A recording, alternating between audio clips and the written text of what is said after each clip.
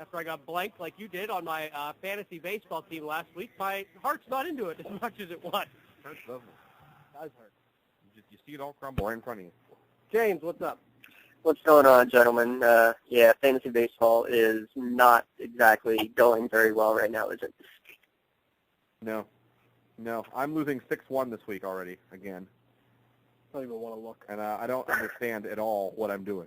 I was doing all right. Like, I was right in the middle of the pack. I'm like, all right, all I got to do is have 1 or 2 good weeks. No. Crushed. I don't even care. Let's talk about the NBA draft. Can we do that? I like that. Absolutely. All right. We have all summer to talk about why our baseball teams stink on fantasy. Well, yeah, the season's very long. Now, you're the Cavaliers. Let's say I'm losing 8-1. It's all hope. I'm losing 6-1. This is ridiculous. My team don't even stink. I guess it does. But you're the Cavs. Let's say you don't move down to number 2. You stay at 4, and on the board still for you is Michael Kidd-Gilchrist, Harrison Barnes. I'll even throw in Andre Drummond. What are you doing? I think it's automatically between Kidd-Gilchrist and Harrison Barnes. Everybody is in love with Kidd-Gilchrist. I'm still not as much. He would fill a hole in Cleveland for sure. He's got the intensity. He's got the toughness. The problem is he needs to work on his jump shot, first of all. Second of all, I'm not sure what position he's going to play. He played, small forward. Thing is, he was able to dominate because he was a bigger small forward in the college ranks. When it comes to the pro ranks, so he's going to be very standard, very average size for that position. So I'm still not completely set that he's going to be able to play the small forward position with as much intensity and with as much success as he did in Kentucky. Now, that's just my personal opinion, and I've heard it go both ways. I think Harrison Barnes is the safer pick, if there is such thing as a safe pick. I mean, a 6'8" guy coming out of North Carolina already has a very good rapport, from what I'm hearing, with Kyrie Irving. So, but then again, so does Kidd-Gilchrist. If I'm not mistaken, Kidd-Gilchrist played with Kyrie Irving back in high school. So sure did. They all play together now in AAU. Everyone knows everybody. Exactly. So that really doesn't mean much in that regards either. So I would go Harrison Barnes, but either way, you're almost guaranteed one of them is going to be available, and if neither one's available, then Bradley Beal is still available, who I think is going to come out being one of, if not the best name coming out of this draft 10 years down the road, even better than Anthony Davis in my mind. I love seeing this guy shoot.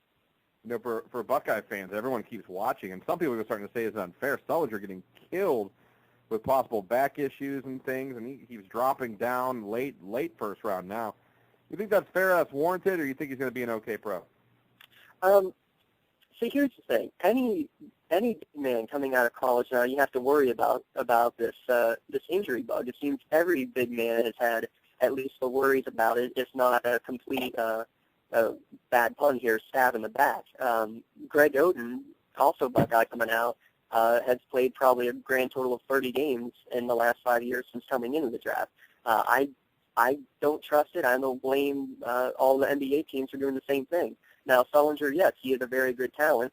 The thing is, that's again against college centers and power forwards who are 2-3 inches shorter than him. So also that, they're not entirely sure that he's going to be able to do everything that you need to as a NBA centerman.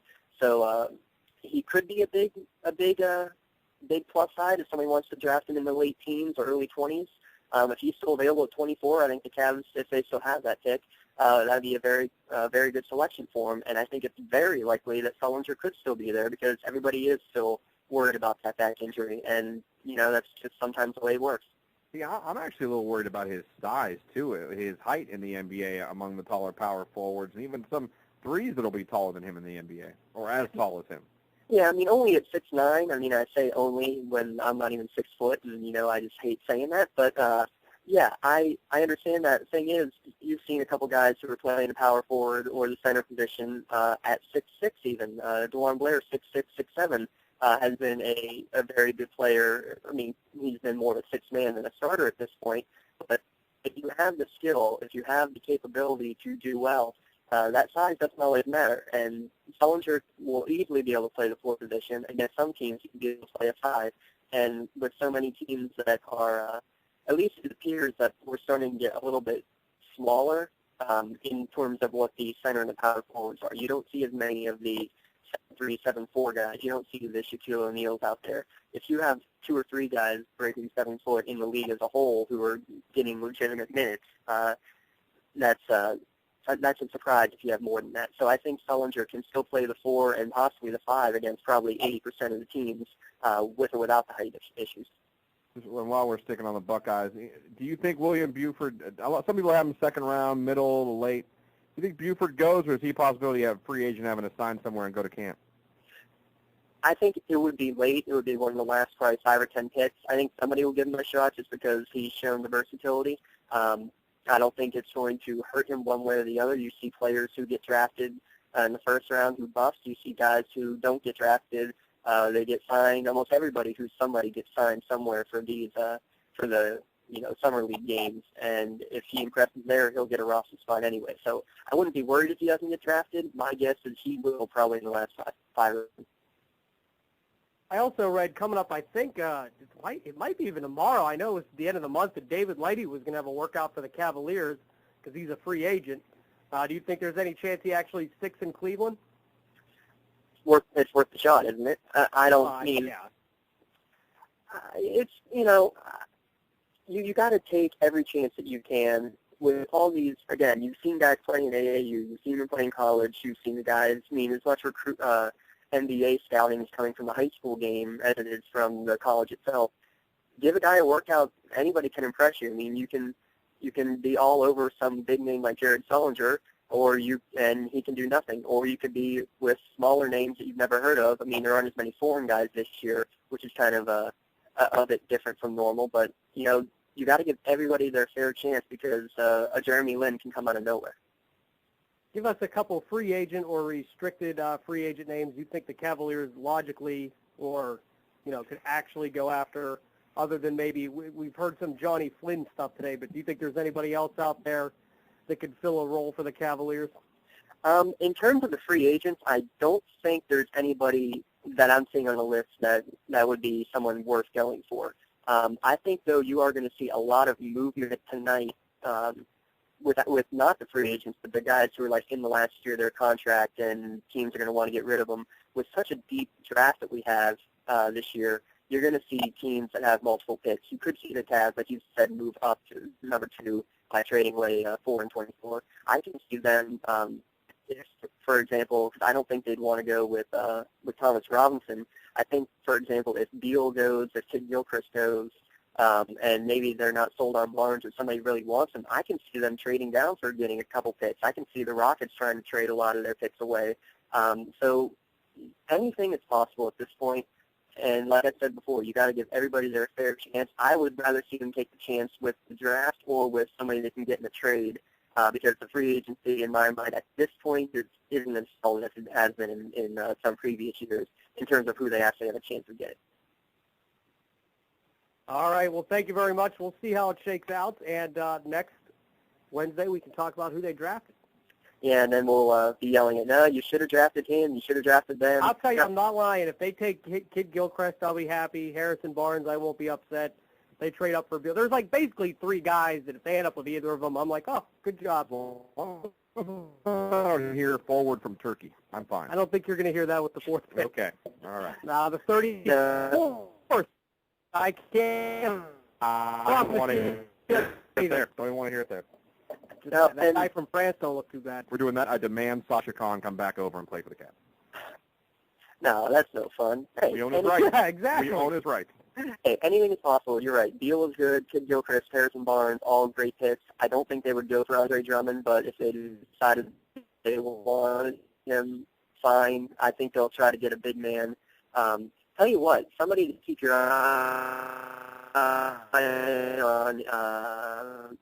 I'd like them to take the number 24 spot. Again, assuming they keep it.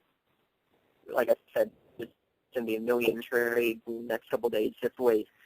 I also like to see him take Draymond Green just because he is a guy who did it all as a small forward. He played even point guard at times because no one else could at Michigan State. he's someone who can fit a million different roles. Even at a 6'6" frame, he could play as far as the 4 position and play relatively well because he's a great defender. He's someone I'd love to see in a Cavs uniform.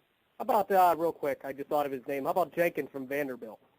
If they don't get like a Brad Beal, and so they do end up with Barnes, or they end up with, he's projected to go in the South, but That's pure shooter, which is why I would really like to see him try to get Beal. But yeah, you're right. If he's not there, yes, I think he is probably the second best pure shooter. And looking at the early second-round pick, I think it's too much of a stretch to pick at 24. But again, someone might want to trade at that point. If not, it is still a very likely chance that the Cavs have a shot at him in the early second round. I wouldn't be opposed to it at all. But again, there's a million different scenarios that are going to play out. You're going to see too many trades to keep track of. That's why it's not even worth trying to do any sort of mock draft for the NBA. It's just too unpredictable. all right, tell us about the website.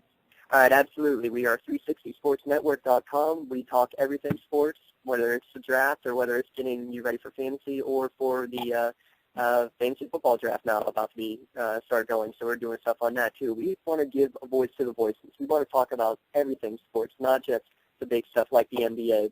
I know you're sick of talking about LeBron James. So are we. So we want to talk about something else. You can get to our website through WBBW, and you can follow us on Twitter at 3S Network. All right, James, we'll talk to you next week. All right, gentlemen, take it easy, and don't get too down about the fantasy teams. That's just the way it I'm works over it. I don't like baseball anyway. We got all summer. Talk about better teams. I'll tell you what, pretty soon we're just going to move straight forward to fantasy football and not even worry about basketball anymore. That's fun. Or baseball anymore. See, I'm so lost in talking fantasy basketball and MLB draft at this point. I'm so out in left field. I like the basketball draft. I actually think I like it more than football because it's real easy to follow. All you have to do is learn like 10 guys. Right. You got 60 total guys who get drafted instead of a 3-day event where then you're drafting, the Raiders are drafting somebody you've never heard of out of Wichita, Tech State, A&M. Yeah, I'm tired of like watching the Browns and halfway through the draft I'm like, huh? At least the Cavs, I'll go, well, I've heard of that guy. Yeah, after about the first 3 or 4 rounds, you're just looking to see if there's anybody from your school, whether it be Pitt, Ohio State, Penn State, whatever, who gets drafted. That's all that matters after that. All right, we'll talk to you. All right, take it easy, gentlemen. Thanks. Bye.